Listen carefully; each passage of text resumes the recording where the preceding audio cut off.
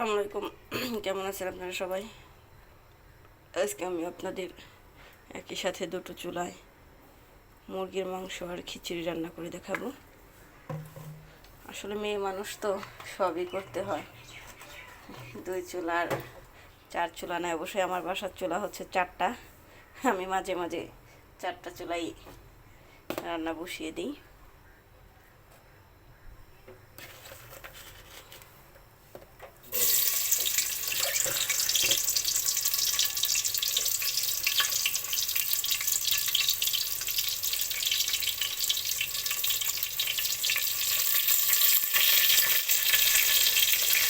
এখানে দিয়ে দিলাম পেঁয়াজ, এলাচ, দারচিনি, তেজপাতা, লবঙ্গ।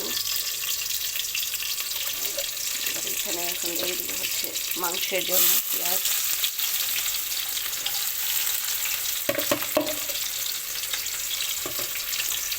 আর মশলা।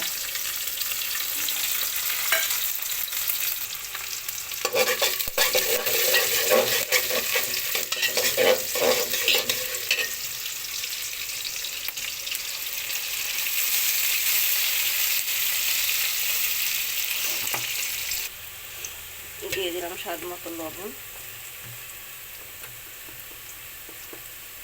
মাংসের জন্য আমি স্বাদ মতো লবণ দিয়ে দিলাম, আর দিয়ে দিলাম আদা রসুন বাটা পরিমাণ মতো। খিচুড়ির জন্য দিয়ে দিলাম।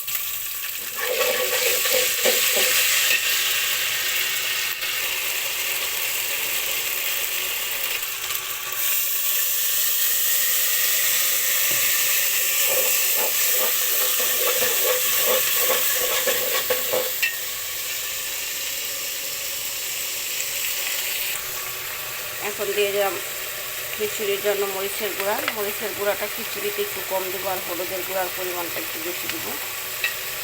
আর দিয়ে দিলাম হলুদের গুঁড়া।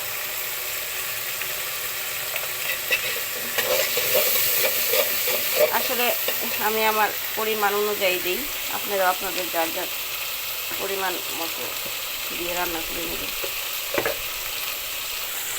আর মাংসের ভিতরে আমি মরিচের গুঁড়াটা একটু বেশি দেবো, আর হলুদের গুঁড়াটা একটু কম দেবো।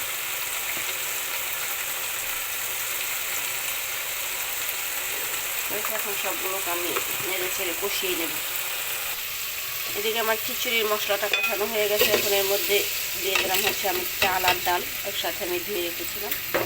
এখন এটা দিয়ে আমি নেড়ে ছেড়ে খিচুড়িটাকে রান্না করে নেব। এখন আমি খিচুড়ি চালটাকে এইভাবে নেড়ে চেড়ে কষিয়ে নিয়েছি। এখন এর মধ্যে দিয়ে দেবো আমি আমার পরিমাণ মতো পানি।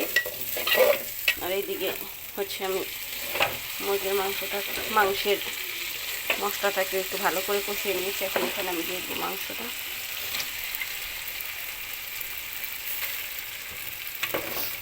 এখন এই সবগুলোকে আমি রান্না করে নেব করছি। দেখুন আমার মাংসটা রান্না কমপ্লিট হয়ে গেছে। এখন এর মধ্যে দিয়ে দিলাম আমি একটু জিরার গুঁড়া। এখন এটাকে আমি নামিয়ে নেব। আমার রান্নাটা কমপ্লিট।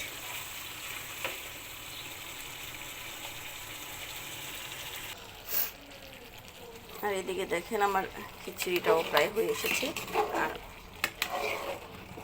2-4-5 মিনিট সময় লাগবে। কতটা সুন্দর হয়েছে দেখতেই পারছেন।